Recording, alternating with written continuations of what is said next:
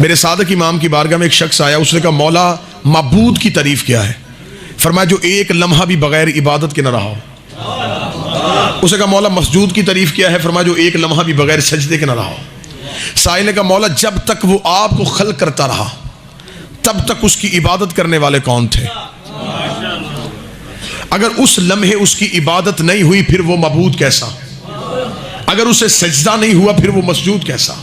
सादक इमाम के चेहरे पे मुस्कुराहट आई, मुस्कुरा के फरमाया मैंने आपके सामने सूरह मुबारक का सबसे एक आया करीमा तलावत करने का शर्फ हासिल किया। खुदा फरमा रहा है युरीदूना लियुत्फिउ नूरल्लाहि बिअफ़वाहिहिम। आप सिर्फ तर्जमे पे गौर करेंगे तो मेरा मौजू खुल के आपके सामने आ जाएगा। खुदा फरमाता है कि कुछ लोगों ने इरादा कर रखा है कि वो अल्लाह के नूर को अपनी मुंह की फूंकों से बुझा दे।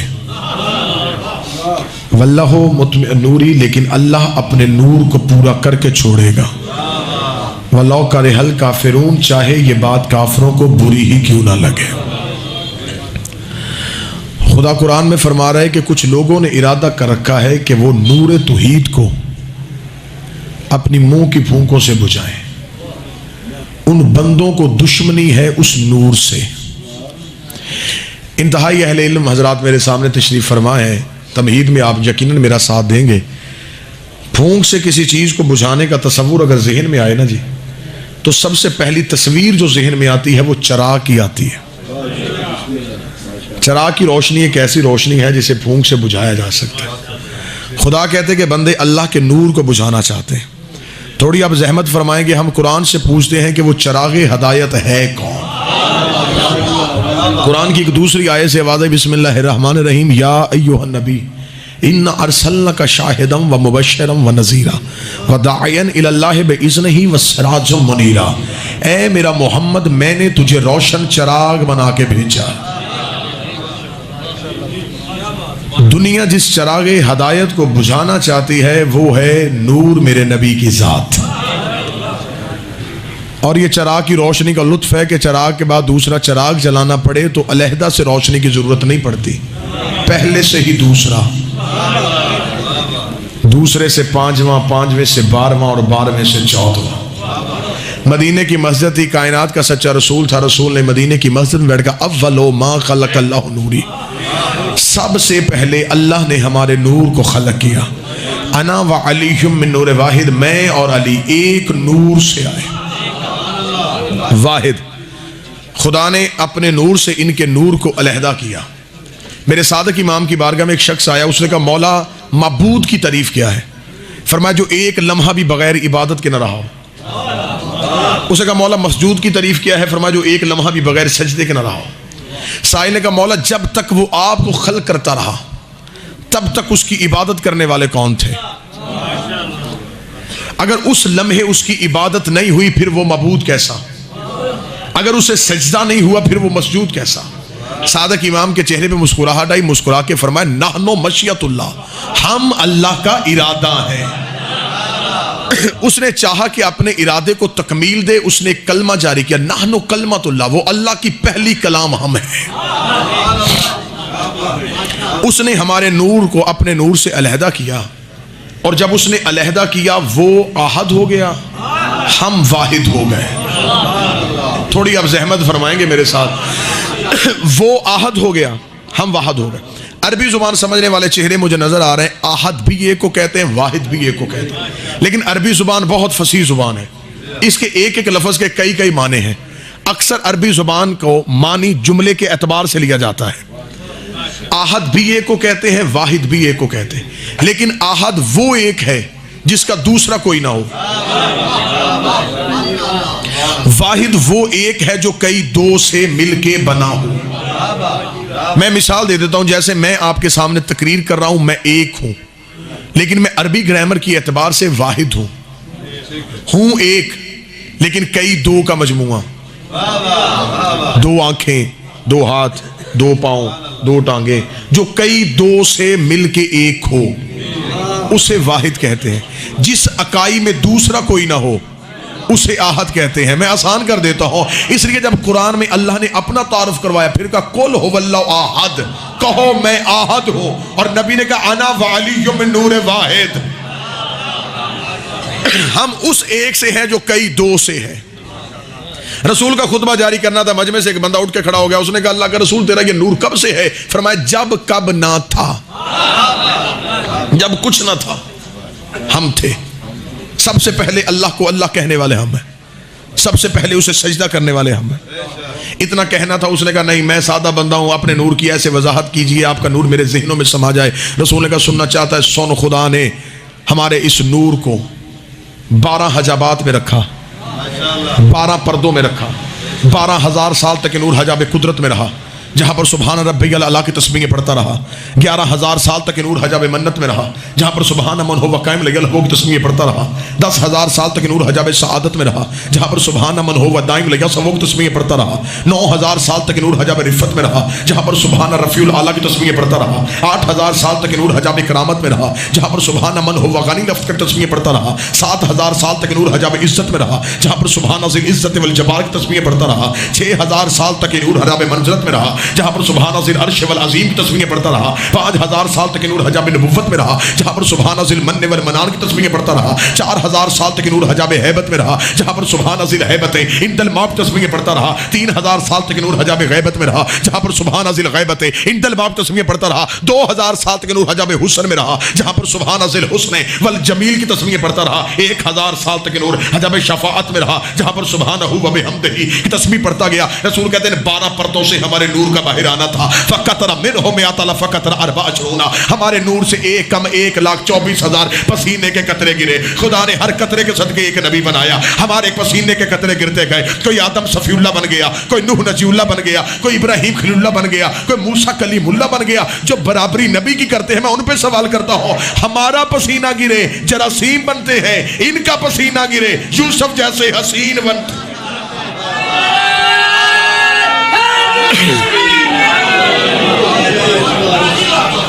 तैयब और ताहिर, मुकद्दस हजाबात से होता हुआ ये नूर तैयब और ताहिर दरियाओं में चला गया। रसूल फरमाते तैयब और ताहिर दरियाओं से होता हुआ ये नूर मुकद्दस असलाब और अरहाम मुताहिरा में पहुंचा। ये सुल्बे आदम में आया, सुल्बे आदम से सुल्बे शीश में। तवज्जो है मेरी बात की जान? सुल्बे शीश से सुल्बे अनोश में आया, सुल्बे अनोश से सुल्बे किनान में आया, सुल्बे किनान से सुल्बे महलाइल में आया, सुल्बे महलाइल से सुल्बे बाज़र में आया, सुल्बे बाज़र से सुल्बे अदरीस में आया, सुल्बे अदरीस से सुल्बे अखनोख में आया, सुल्बे मस्तरोश से सुल्बे मलक में आया, सुल्बे मलक से सुल्बे नूह में आया, सुल्बे नूह से सुल्बे साम में आया, सुल्बे साम से अरफक्षर में आया, अरफक्षर से सुल्बे शालक में आया, सुल्बे शालक से सुल्बे आबर में आया, सुल्बे आबर से सुल्बे फालक में आया, सुल्बे फालक से सुल्बे अरगो में आया, सुल्बे अरगो से सुल्बे तारक में आया, सुल्बे तारक से सुल्बे इब्राहिम में आया, सुल्बे इब्राहिम से सुल्बे इस्माइल में आया, सुल्बे इस्माइल से सुल्बे किदार में आया, सुल्बे किदार से सुल्बे बिन्त में आया, सुल्बे बिन्त से सुल्बे हमल में आया, सुल्बे हमल से सुल्बे यस में आया, सुल्बे यस से सुल्बे यमसई में आया, सुल्बे यमसई से सुल्बे आद में आया, सुल्बे आद से सुल्बे अदनान में आया, सुल्बे अदनान से सुल्बे माद में आया, सुल्बे माद से सुल्बे मदरका में आया, सुल्बे मदरका से सुल्बे खदैमा में आया, सुल्बे खदैमा से सुल्बे कनाना में आया, सुबह कनाना से सुबह नजर में आया, सुबह नजर से सुबह मालक में आया, सुबह मालक से सुबह काब में आया, सुबह काब से सुबह फहर में आया, फहर से सुबह लवी में आया, सुबह लवी से सुबह काब में आया, सुबह काब से सुबह कलाब में आया, सुबह कलाब से सुबह जैद में आया, सुबह जैद से सुबह कसा में आया, सुबह कसा से सुबह अब्द मनाफ में आया, सुबह अब्द मनाफ से सुबह हाशम में आया, सुबह हाशम से सुबह अब्दुल मुत्तम में आया। सुबह अब्दुल मुत्तम में पहुंचा ये नूर एक था, सुबह अब्दुल मुत्तम में पहुंच के 2 बराबर हिस्सों में तकसीम हो गया। एक सुबह अब्दुल्ला में चला गया, एक सुबह अबू ताला में चला गया। जो सुल्बे अब्दुल्ला में आया मोहम्मद रसूलुल्लाह बन गया, जो सुल्बे अबू ताला में आया अली वलीउल्लाह।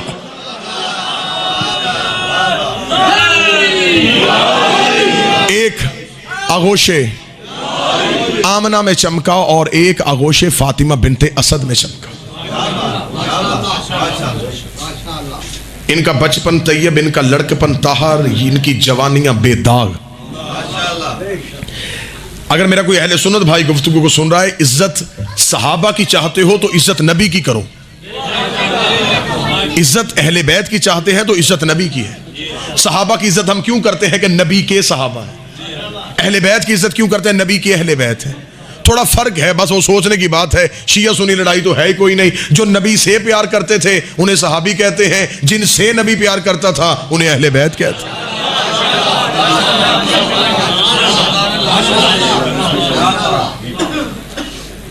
लेकिन अगर आप सहाबा की इज्जत करवाना चाहते हैं तो पहले आपको नबी की इज्जत करना पड़ेगी। कभी डेनमार्क में हमारे नबी की तौहीन, कभी अमेरिका में हमारे नबी की तौहीन।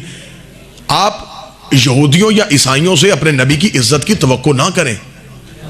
किबला अजहर हसन जैदी साहब कहा करते थे कि मगरब तो कहते ही उसे हैं जहां सूरज भी गरूब हो जाता हो। लेकिन अगर आप इज्जत नबी की करवाना चाहते हो तो पहले अपना लिटरेचर बदलें, अपना सिलेबस बदलें। अब अपने बच्चों को अगर ये कहानियां सुनाएंगे कि नबी 40 साल के बाद नबी बना, तो अब हमारे बच्चे अल्लाह फनार में बकरी नहीं पढ़ते, वो कंप्यूटर की स्क्रीन पे हैं, वो इंटरनेट पे बैठे हुए हैं। आज ईसाई बच्चा मुसलमान बच्चे से कहेगा तुम कहते हो तुम्हारा नबी अफजल है, हम ईसाई कहते हैं हमारा ईसा अफजल है। तुम्हारा बच्चा पूछेगा दलील क्या है, वो कहेगा तुम्हारा कुरान कहता है कि हमारा ईसा 3 दिन का बोला था कि मैं नबी हूं। कुरान की आयत है गवाहिनी अब्दुल्ला तानिल किताब व जाली नबी, मैं अल्लाह का बंदा हूं, किताब लेके आया, नबी बन के आया। ईसाई पूछने की पोजीशन में है कि हमारा तो 3 दिन का जानता था कि वो नबी है, और तुम्हारा 40 साल तक नहीं जानता था। बताओ जो 3 दिन का जानता था वो बड़ा अफजल है, या जो 40 साल के बाद जाने वो अफजल है? तेरे बच्चे चुप इसलिए हो जाते हैं तूने इस्लामियात में पढ़ाया कुछ नहीं। लेकिन हमें फख्र है मजहब शिया का 4 साल बच्चा ईसाइयों के करोड़ों के मजमे में खड़ा करो, वो अपने सीने पे हाथ रखेगा, ईसाइयों तुम ये कहते हो तुम्हारा ईसा 3 दिन का बोला। 13 रजब को अली काबे में आए, 16 रजब को अली ने रसूल के हाथों पे आके कहा था मौला तुझे तौरात सुनाऊं, तुझे अंजील सुनाऊं, तुझे ज़बूर सुनाऊं, तुझे कुरान सुनाऊं। सदियों पहले अली ने नबी के हाथों पे बोल के दुनिया को बता दिया था ईसा के बोलने पे फख्र करने वालों, ऐसे काम तो मोहम्मद के नौकर भी कर लेते।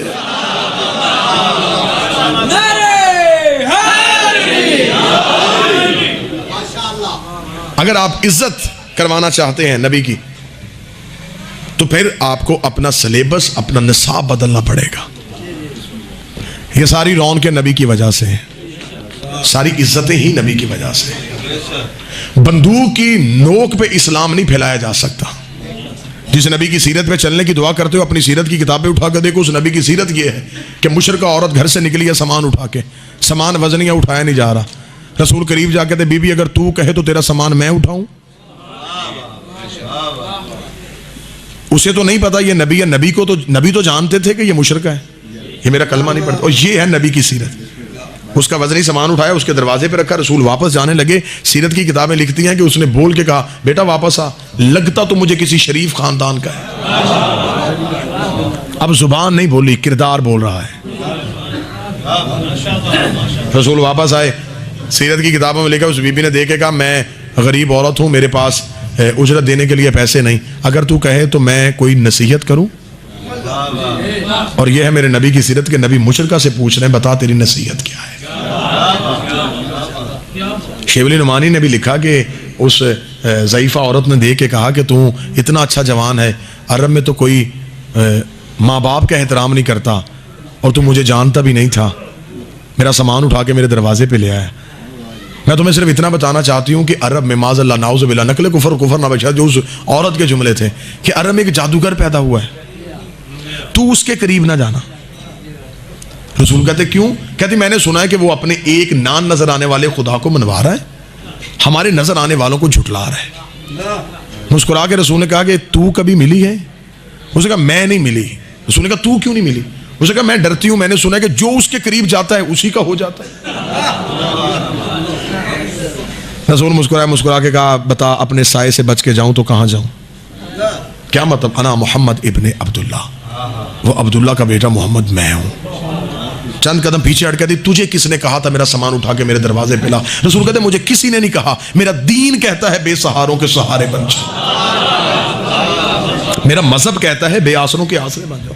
कदमों में गिर के कहती है अगर तेरा दीन ये है फिर तू भी सच्चा है, तेरा दीन भी सच्चा है। ये आमना के बेटे का मजहब है, ये अमन का मजहब है। रसूल ने पत्थर मार के तबलीग नहीं की, पत्थर खा के तबलीग की। और अरब के उन जाहिलों में जो बाप को बाप नहीं कहते थे, तेरे मेरे नबी को सादक भी कहते थे, अमीन भी कहते थे। ये तो किताबों में वाकयात लिखे हैं, बच्चों को पढ़ाए जाते हैं। रसूल ने कहा कुरैश वालों अगर मैं कहूँ इस पहाड़ के पीछे लश्कर है मान जाओगे? उन्होंने कहा कैसे ना माने, क्या क्यों तू रहा है? रसूल ने कहा पहाड़ के पीछे जाओ लश्कर ना मिले फिर तुम्हारा अकीदा क्या होगा? उन्होंने कहा अगर हमें पहाड़ के पीछे लश्कर ना मिला हमारा अकीदा ये होगा हमारी आंखें अंधी हो गई, तू सच्चा, हमें नजर नहीं आ रहा, तू सच्चा। अगर कोई मेरा अहले सुन्नत भाई बैठा है 40 साल तक चुप रहना इस बात की दलील नहीं कि 40 साल तक नबी नहीं थे, नबी थे। मैं आसान कर देता हूं, 40 साल कुरान बन के दिखाया, फिर कुरान पढ़ के सुनाया। 40 साल अपने किरदार से मनवाया कि इस्लाम क्या है। 40 साल तक खामोश रह के, जब मैं लाला मूसा में पहुंचा खतीब में तब भी था, जब मैं इस घर में पहुंचा खतीब तब भी था, मिंबर पे आके अजहार किया। नबी जब मक्के में आए नबी थे, 40 साल के बाद इजहार किया था। ये सारी रौनकें, ये सारी इज्जतें, ये सारे सिलसिले ही नबी की वजह से। एक बुनियादी झगड़ा है, क्योंकि हमारा ताल्लुक मनाजरे से है, इल्मी तकरीर आप किबला से समाअत फरमा चुके हैं।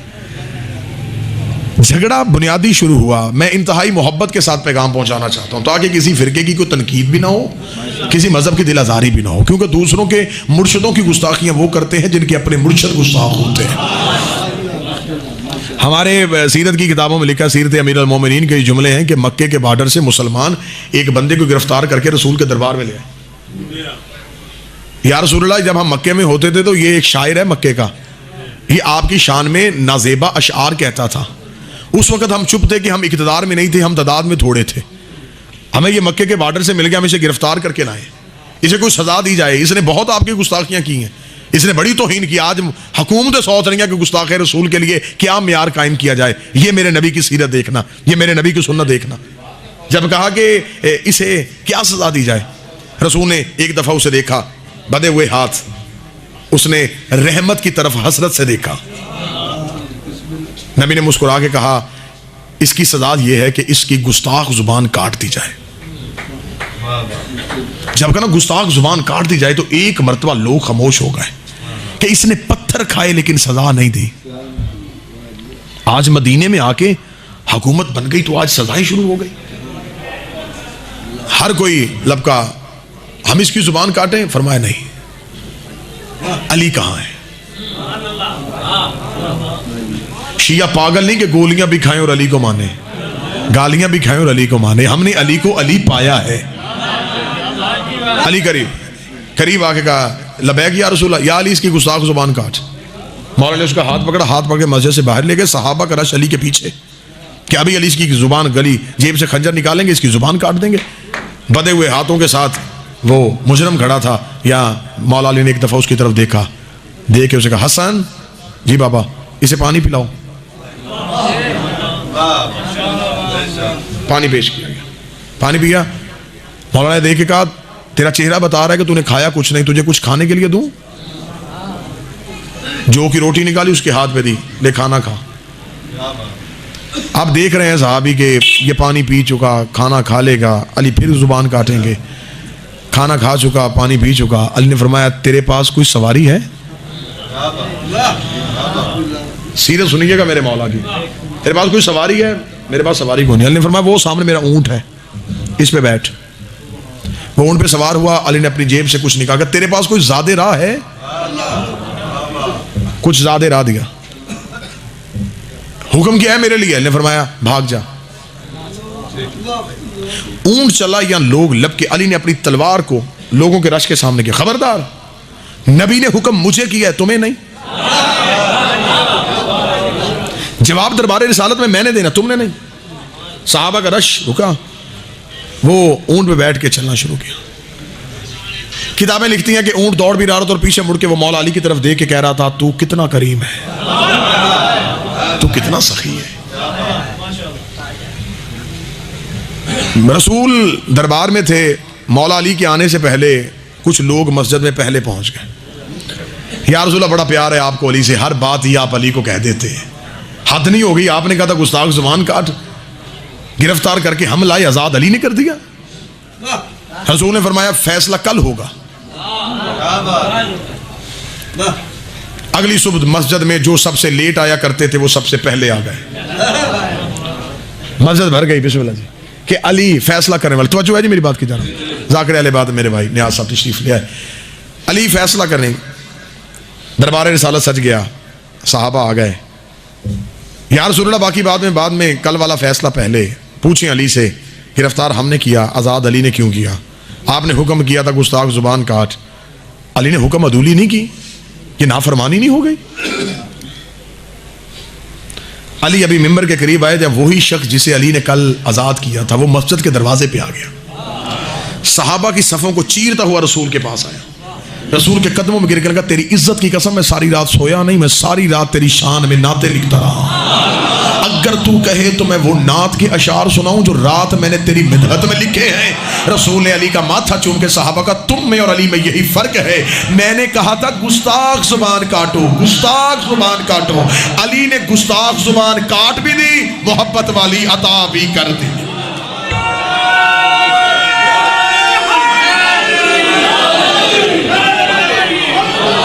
अली ने गुस्ताख जुबान काट भी दी और मोहब्बत वाली अता भी कर दी।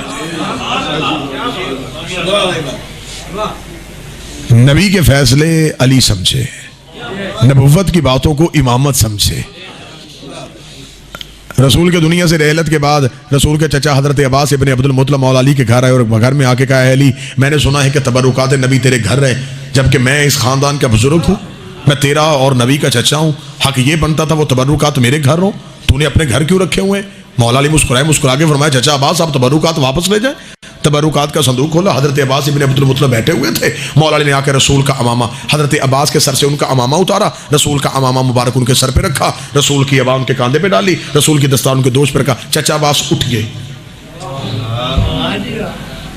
इस इलाके के शिया सुन्नियों किताबें लिखती हैं कि हजरत अब्बास इब्न अब्दुल मुत्तलिब ने ज़ईफ़ी में जवानी का जोर लगाया, पूरी ताकत से उठने की कोशिश की लेकिन उठा ना जा सका। फरमाया, अली मुझसे उठा क्यों नहीं जा रहा? अली मुस्कुराए, फरमाया, हसन मेरे करीब आ। बचपन का हसन बाबे के करीब आया, रसूल का मामा हसन के सर पे रखा, रसूल की अबा हसन के दोस्त पे डाली, रसूल की दस्तार हसन के कांधे पे रखा, हसन जरा चचा अब्बास को चल के दिखा। हसन ने सेहने रिसालत में चलना शुरू किया, फरमाया, हुसैन मेरे करीब आ। करीम करबला आए, रसूल का मामा हुसैन के सर पे रखा, रसूल की अबा हुसैन के कांधे पे डाली, रसूल की दस्तार हुसैन के दोस्त पे रख के कहा, हुसैन जरा चचा अब्बास को चल के दिखा। इधर हुसैन सेहने रिसालत में चले, अली ने वही अमामा अपने सर पे रखा, वही अबा अपने कांधे पे डाली, वही दस्तार अपने दोस्त पे रखी। इधर हजरत अली ने चुनना शुरू किया, हजरत अब्बास ने उठ के कहा, ऐ अली, मुझे ये हैरानगी नहीं कि अमामे का वजन मैंने क्यों नहीं उठाया, हसन ने क्यों उठाया, हुसैन ने क्यों उठाया, लेकिन मुझे हैरानगी इस बात की है, जैसे अबा तुझे पूरी आई वैसे ही हसन को पूरी आई, वैसे ही हुसैन को पूरी आई। उस वक्त मौला ने मुस्कुरा के फरमाया, चचा अब्बास, ये नबुव्वत का बोझ है, इमामत के अलावा कोई उठा ही नहीं सकता।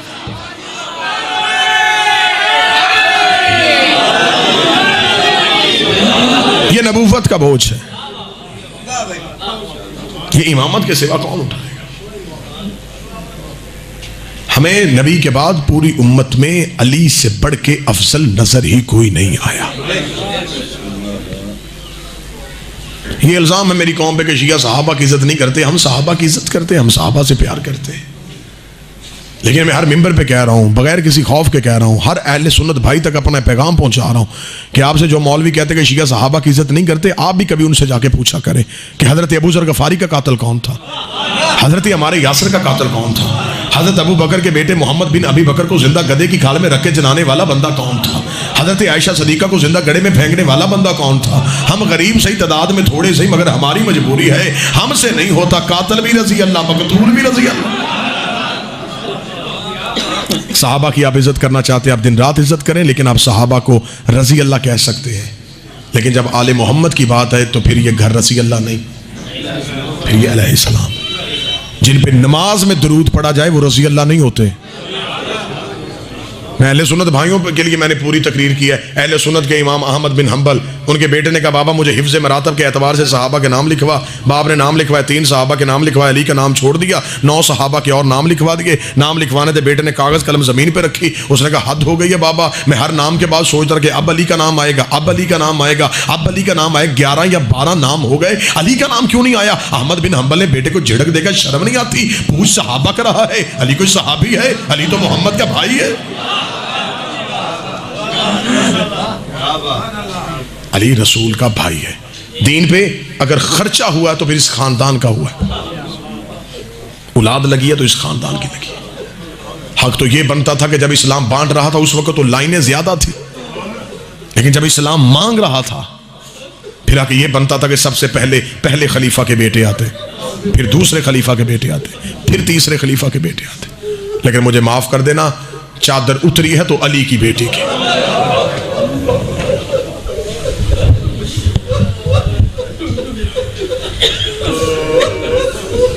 औलाद लगी है तो बतूल की। मुसलमानों का दीन पे लगा कुछ नहीं और बतूल की बेटियों का बचा कुछ। मैं इतने कदरदान मजमे में पहला जुमला मुसाहिब का कहने लगा हूं, इतना दीन पे खर्चा किसी नबी के बेटे का नहीं आया जितना दीन पे खर्चा अली की बेटियों का आ गया।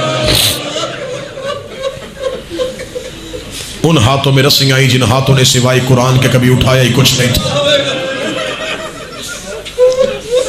वो बीबी बाजार में आई है जिसका नंगा सर कभी चमकते हुए सूरज ने नहीं देखा था।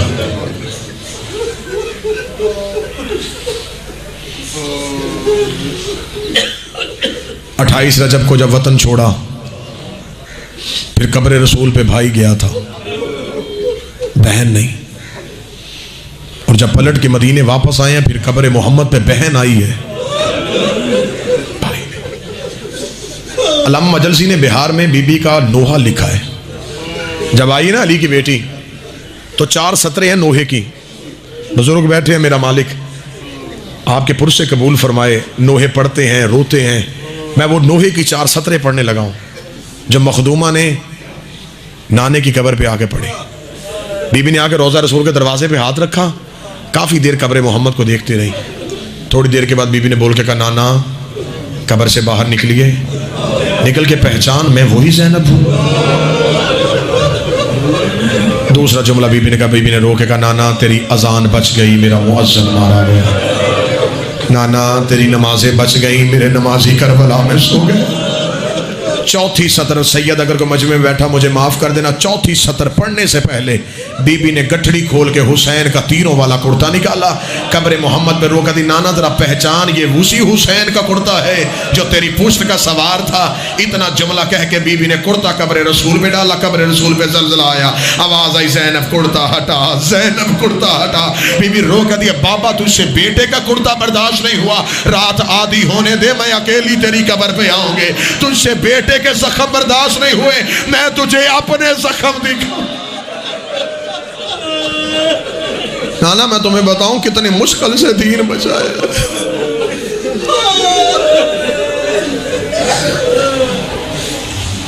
मर जाती शिया कौम, बीबी तेरा जूता भी बाजार में ला जाता। बहुत मुश्किल बहन और भाई ने दीन बचाया। जो जाहिर बैठे हैं शाम के, वो मेरी ताईद फरमाएंगे। हम आप मोमिनीन के डर से कह देते हैं कि सिर्फ पत्थरों की बारिश हुई कि किसी मोहम्मद का दिल न दुख से, वरना अल्लाह अब्बास मिंबर पे है, मुझे मौला की इज्जत की कसम किताबों ने तो बहुत कुछ लिखा, सिर्फ पत्थरों की बारिश नहीं। जिसके हाथ में आग थी उसने आग फेंकी, जिसके हाथ में गर्म पानी था उसने खोलता हुआ पानी फेंका। 3 मिनट का रास्ता है बाजार हमीदिया से लेकर दरबार यजीद तक, 3 मिनट का। ये मेरे बदे हाथ मुझे माफ कर देना, 45 घंटों में किया ज़ैनब। अगर कोई सैयद बैठा मुझे माफ कर देना, आधा रास्ता चल के गई है, आधा बैठ के गई है। मैंने किबला अबुल हसन मौसवी साहब से पूछा, मैंने कहा किबला आधे रास्ते बैठ क्यों गई थी? रो कहते जख्मी जो इतनी हो गई थी। ऊंटों की कोहान पे खुतबे देती रही।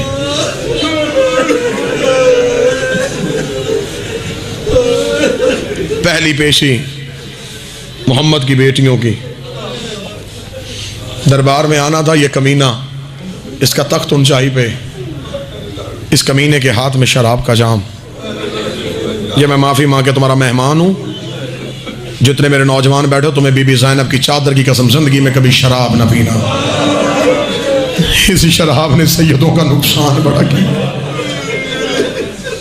इसने शराब के नशे में मस्त हो गया। वो बच्ची कौन है जो सारी रात जिंदान में रोती है?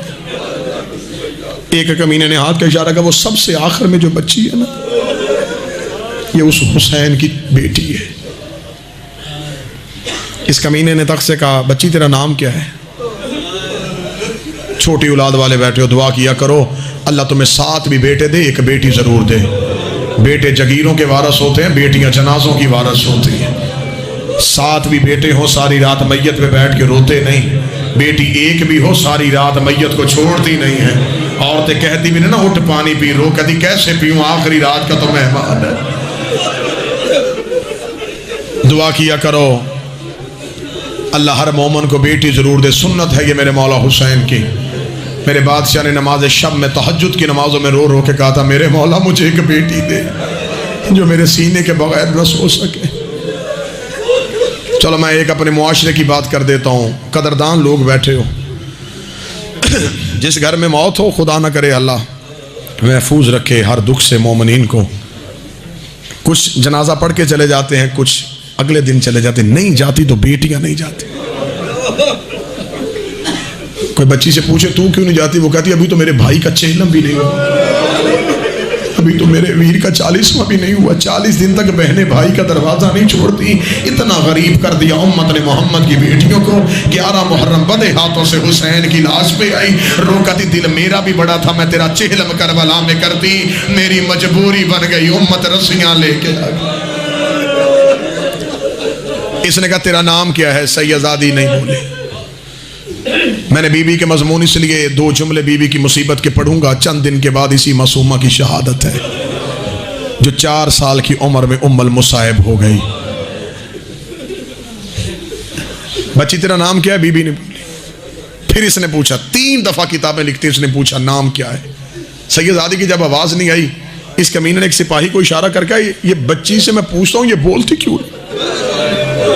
इसने मेरे चौथे इमाम से पूछा तेरी बहन क्यों नहीं बोलती। इमाम की आंखों का खून तेज हो गया, रोकेगा ओ कमीनों मेरी मासूमा बोलती है, इसके गले की रस्सियां इतनी तंग है तुम्हें आवाज नहीं सुनती।